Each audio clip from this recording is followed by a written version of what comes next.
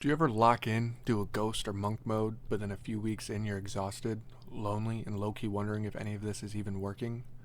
You're still going to work, you're still hitting the gym, you're still grinding on your goals, but your energy, your emotions, and your mind are all over the place? If that's you right now, this video is for you. My name is Justin. If you're new here, I'm on my own journey of self-improvement in ghost mode. I'm not a guru, I'm a dad. I work my job, do my side hustle, and I'm building a life where my kids never have to struggle the way that I did. I make these videos to share the real side of this journey, so you know you're not alone and so that we can learn from each other while we're in it. What's this video about? Well, this video is going to be about what to do when you're tired and burnt out during your lock-in modes, your ghost mode, your monk mode. Not the motivational poster version, the real version. When your body is done, your brain is loud, and quitting actually sounds reasonable. I'm going to walk you through 3 things I deal with all the time. Feeling like I have no energy, feeling mentally burnt out, and feeling lonely because of the grind. And I'll tell you exactly how I handle each one of these so I can still win the day. The first one, no energy. You still have responsibilities, you still have work, you still have the gym, the side hustle, the goals, but your body is like, we're done, I can't. Here's the truth I had to learn the hard way. Most of the time, no energy isn't a mystery. It's not that I'm broken. It's that I'm running my body on trash fuel. No food, no water, no real exercise, no healthy mental release, just caffeine and stress. For me, this looks like long shifts, living off energy drinks, skipping real meals, scrolling when I should be resetting, and then I wonder why I feel like I got hit by a truck. So here's how I handle no energy now. Number 1, I don't let up on the mission. My priorities stay the same. If I'm supposed to be at the gym, I go to the gym. If I'm supposed to be working, I work. If it's to create content, I create it. My feelings don't get to rewrite my plan, only my why does. My kids, my future, my passion for success. Getting us out of this chapter, that matters to me more than I'm tired right now. Number 2, I fix the inputs as fast as possible. I get some real food in, not just snacks, actual fuel. I drink water, I move my body, I give my mind a mental reset, and I just don't scroll social media. Because if I'm asking my body to carry a bigger life, I have to treat it like an engine I care about, not a garbage can I just throw stuff into. If you keep saying you want a bigger life, but you're feeding your body like you don't care if you wake up tomorrow, there's a disconnect.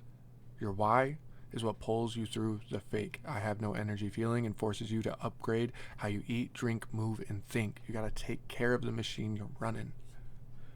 The second thing is mental burnout. This is when you start asking, why am I doing all this? Nothing in my life looks different yet. Is this even working? Mental burnout usually hits when you're too zoomed in. You're staring at today's results, today's bank account, today's body, today's problems, and you forget the time frame you're actually playing on. Ghost or monk mode isn't about the instant rewards, it's about the compounding habits. Just like money compounds, your daily choices compound as well. Every workout, every shift, every time you choose discipline over distraction, it all stacks. You don't see it immediately. So when I feel mentally burnt out, here's what I do. First, I zoom out. I stop asking, did everything change this week? And then I instead ask, have I been laying bricks? I look at my streaks. How many days have I hit the gym? How many days have I controlled my spending? How many days have I kept my key promises to myself? Even if the numbers in my bank account aren't perfect yet, those streaks tell me something big is building underneath the surface. Second, I remind myself on the time scale, becoming a millionaire, becoming the man I want to be, becoming the father my kids deserve, that's not a 30-day challenge, that's years. Today is just one brick. My only job is to lay this brick as well as I possibly can, not to finish the whole building in one day. If you only judge yourself by what you can see right now, you will quit. If you judge yourself by the compound effect of your habits, you'll stay in the game long enough so you actually see the payoff. And the last one, being loneliness. You go ghost mode. You cut back on going out. You stop saying yes to every invite. You distance yourself from people who pull you off your path. And suddenly, it's quiet. You miss the old rooms. You miss the jokes. You miss the comfort of people who knew the old you, even if that version of you was stuck. Loneliness hits hard. I feel it when I miss my kids, when I think about old relationships, when I say, come on, just one game night, you're always working. But here's how I see it now. Loneliness is often a sign of growth. You don't fit in that old room anymore, you've outgrown it, but you haven't fully stepped into the new one yet. You're in the hallway between the two, and the hallway feels lonely. Think about it like this. A fish can only grow as big as the tank it's in. If the tank is small, the fish stays small. If you outgrow your tank, staying there might feel safe, but you still never become what you're capable of. Ghost mode is you climbing out of that old tank and moving toward a bigger one. The water feels unfamiliar, there aren't a lot of people around you yet, but the space, that quiet, is exactly what gives you the room to grow. So when loneliness hits, here's what I do. 1. I remind myself I'm not just losing people, I'm making room for better people, better environments, and a better version of myself. 2. I use the quiet as a space, not punishment.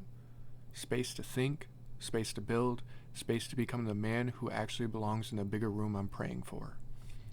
3. When the emotions hit hard, I let myself feel it. I might journal it out, and then I ask, if I'm going to feel this lonely right now, what's the one thing I can do to make this loneliness worth it? Then I go do something that moves my life forward even a little bit, because if I'm going to pay the price, I'm going to collect a reward.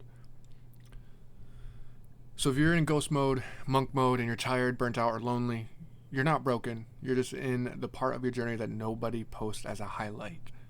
On the hard days, remember, no energy usually means fixing your inputs, and remember your why.